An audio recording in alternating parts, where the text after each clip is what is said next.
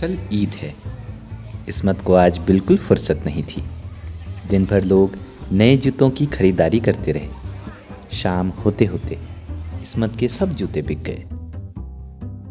उफ, इस्मत ने सुकून की लंबी सांस भरी। चलो अब मैं परिवार के लिए कुछ तोहफे तो खरीद सकता हूँ। वह जूतों की अपनी छोटी सी दुकान बंद करके कपड़े और चूड़ियों की दुकान की ओर चल दिया। अस्सलाम वालेकुम हमज़ा। इस्मत ने दुकानदार को सलाम किया। वालेकुम अस्सलाम, फरमाएं क्या खिदमत करूं? दुकानदार हमज़ा ने पूछा। बेगम को ईद के पर तोहफे में बुर्का देना चाहता हूँ, इस्मत ने कहा। ये लीजिए। हमज़ा ने तुरंत एक बुर्का दिखाते हुए कहा। और अम्मी के लिए एक दुपट्टा, इस्मत बोला। ये कैसा रहेगा? हमज़ा ने चमकीले नीले रंग का दुपट्टा दिखाते हुए पूछा। दुपट्टा सलमा सितारे जड़ा था। और बिटिया के लिए कुछ चूड़ियाँ भी दिखाएं? हमज़ा ने इस्मत को तरह तरह की चूड़ियाँ दिखाई। चूड़ियाँ चुनना आसान नहीं था, सभी एक से बढ़कर एक थी। इस्मत तोहफे खरीद कर खुश था। उसने पैसे चुकाए और वहाँ से चलने ही वाला था कि अरे रुको मियाँ। हमज़ा ने आवाज़ दिया। मियाँ, अपने लिए कुछ खरीदते क्यों नहीं?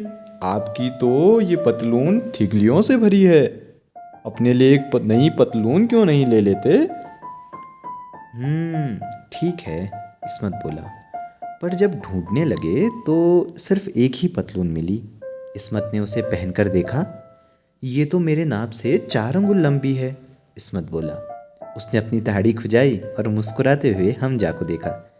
क्या आप इसे मेरे लिए छोटी कर देंगे? माफ़ी चाहता हूँ मियाँ, आज नहीं। मुझे ईद की तैयारी करनी है। अपनी बेगम से कहिए ना। हाँ, ठीक फरमाया आपने। इस्मत ने हामी भरी और जल्दी जल्दी घर की ओर चल दिया। वाह, बहुत खूबसूरत है। यास्मीन ने बुर्के को देखा तो खुशी से उछलते हुए कहा। मुझे ये रंग बहुत पसंद आया, इसे मैं ईद पर पहनूंगी। फिर उसने इस्मत से पूछा, आपने अपने लिए कुछ लिया? हाँ, एक पतलून ली है मैंने। यास्मीन ने पतलून उठाकर देखी। ये तो 4 अंगुल लंबी लगती है। हाँ, ये कुछ लंबी तो है। आप इसे छोटा कर देंगी? आज नहीं, आज मुझे बिल्कुल फुर्सत नहीं। कल ईद है, मुझे बिरयानी बनानी है, घर का काम करना है। आप अम्मी से कहिए ना। इस्मत अपनी अम्मी हबीबा से मिलने गया। अम्मी, मैं आपके लिए तोहफा लाया हूँ। ये कहते हुए उसने नीले रंग का चमकीला दुपट्टा निकालकर उन्हें दे दिया।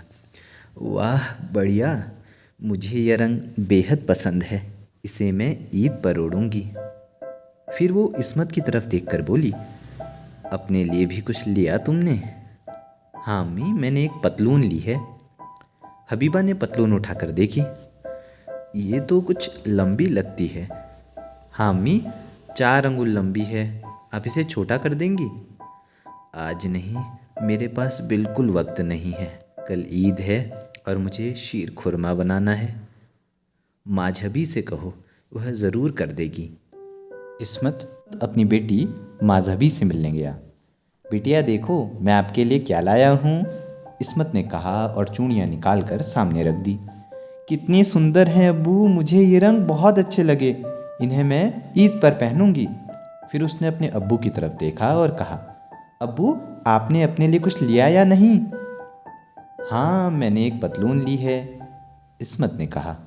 माज़हबी ने पतलून उठाकर देखी। ये तो कुछ लंबी लगती है। हाँ, 4 अंगुल। आप मेरे लिए इसे छोटा कर देंगी? आज नहीं अब्बू, मेरे पास बिल्कुल फुर्सत नहीं है। कल ईद है, मुझे समोसे बनाने हैं और बेबी को भी संभालना है। इस्मत अपने घर वापस आ गया। उसने कैंची ली और अपनी पतलून को नीचे से 4 अंगुल छोटा कर दिया। फिर किनारों को मोड़कर सिल दिया। मेरी पतलून ईद के लिए तैयार है, इस्मत ने खुद से कहा और पतलून को तह करके टेबल पर रख दिया। फिर उसने यास्मीन को आवाज़ देकर कहा कि वह गरीब और बीमार लोगों से मिलने और उन्हें ईद के लिए पैसे देने बाहर जा रहा है, और वो घर से निकल पड़ा। कुछ देर बाद यास्मीन ने खुद से कहा, इस्मत सचमुच कितने अच्छे शौहर हैं। उसने इस्मत की पतलून को कैंची से 4 अंगुल छोटा कर किनारों को मोड़कर सिल दिया।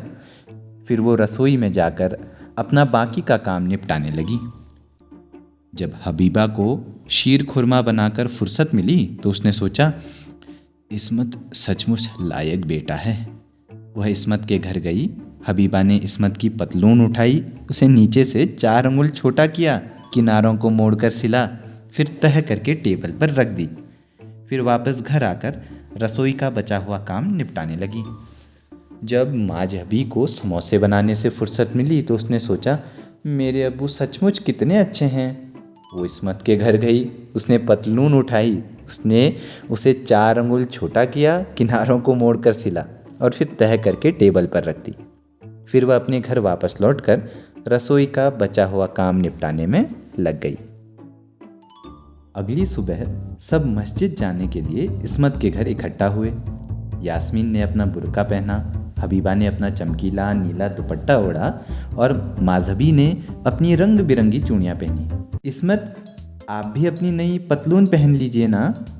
हाँ, पहनता हूँ। बेटा, आप भी तो अपनी पतलून पहनिए, पीछे से हबीबा ने आवाज़ लगाई। हाँ अम्मी, अभी पहनता हूँ। तब तक माजहबी भी आ गई। अब्बू, आप भी अपनी पतलून पहनिए ना, उसने कहा।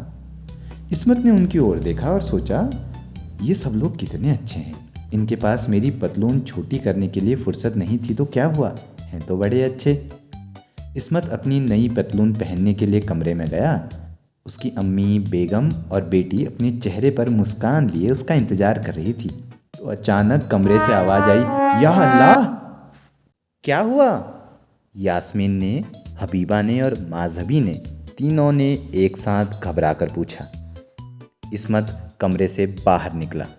उसकी नई पतलून उसके घुटनों पर लटक रही थी। यास्मीन, हबीबा और माजहबी हक्की बक्की रह गईं। मैंने इसे काटकर 4 अंगुल छोटा किया था, यास्मीन ने कहा। मैंने भी इसे काटकर 4 अंगुल छोटा किया था, हबीबा बोली।